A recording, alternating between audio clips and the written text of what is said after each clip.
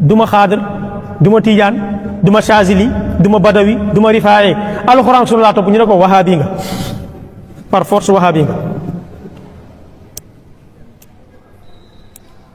léegi lan moo tax ngeen tuddee ma wahabi ñu ne ko parce que yow da ngay jàng téere Muhammad ibn Abdul Wahab. waaw léegi man jànguma téereem kese damay jàng téere Nawawi damay jàng téere Ibnu Taymiya damay jàng téere Ibnu Hajar damay jàng téere Muwatta Malik kon kay xanaa Malik yi ngeen ma waroon a wax. damay jàng téere Ahmad ibn Hanbal yi ngeen ma waroon a wax. damay jàng kitaab al-fiqhul akbar bu Abu Hanifa Hanafi ngeen ma waroon wax. damay jàng kitaabu risaala ak bu Shafii kon boo toppee logique bi kon doo am foo ma classe parce que ci borom xam-xam yëpp laay référé wu foo may boole. est-ce que man damaa ne Muhammad ibn Abdul Wahab kese laay topp comme waa ji ni mu ne xaadiri laa topp wala tijaani laa topp déedéet. beneen bi li lay wan ne ñun Muhammad ibn Abdul Wahab liñ ñeme ci moom ñeneen ñi ñu koy askanalee fañ bokk ñoom nañ ko def. Muhammad ibn Wahab dafa bind téere bu tudd kitaabu tawhid n'est-ce pas ñun ñu jël ko ne ko yow Muhammad ibn Wahab sa téere bi d'accord kitaabu tawhid téere bu am solo la xam-xame na baax na ci buntu tawhid mais am na ci 11 hadis yoo ci indi wérul. léegi ñeneen ñi nañ jël yeneen téere yi ñuy topp ne leen li ngeen bind fi wérut li ngeen bind fi wérut nañ ko def ku ko jéem xam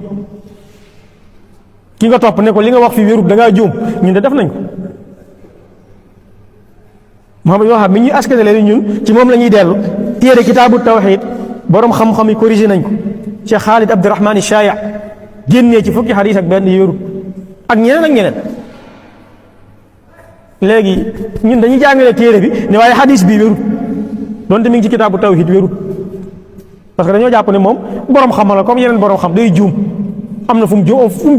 duñ ci ànd ak moom dañuy génnee njuumte yi dañ koy leeral duñ ci ànd ak moom ci njuumteem. mais ñeneen ñi nag est-ce que ñun dañoo jàpp ne Muhammad ibn Wahab du juum wala yàlla la boo xam ne hors pair la boo xam ne du juum lu mu wax noonu la loolu lañ jàpp ah déedéet.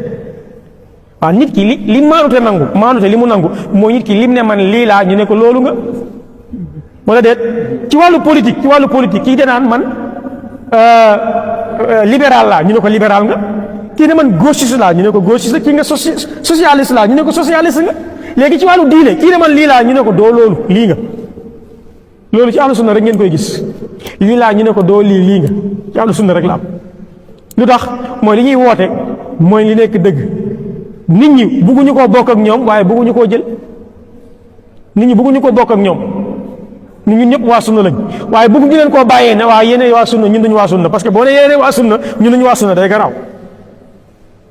moo tax ñi bëgguñu leen koo bàyyee bëgguñu koo bokk ak ñoom mu nekk loo xam ne lu doy waar la. kon loolu mooy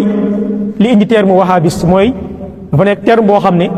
ñu koy wax dañ koy jublu benn terme boo xam ne bu péjoratif la li ñu jublu mooy tiitalaate xasaate ñaawalaate mais aussi diabolisation la dañ la koy wax pour diaboliser la mais man xawma ci kaw suuf kuréel ak mbooloo gu tudd wahabis wala ñuy woote seen bopp wahabis mais xam naa kuréel gu tudd tijaan xam naa kuréel gu tudd xaadiriya xam naa kuréel gu tudd tasawuf ak leneen waaye xawma kuréel gu tudd wahabiya ak ñu koy woote woo li ma xam daal mooy xam naa kuréel gu tuddee seen bopp sunna nekk ci sunna di dox ci sunna di wax sunna di jëfe sunna dund sunna tasaare sunna waaw fas yéene dee ci sunna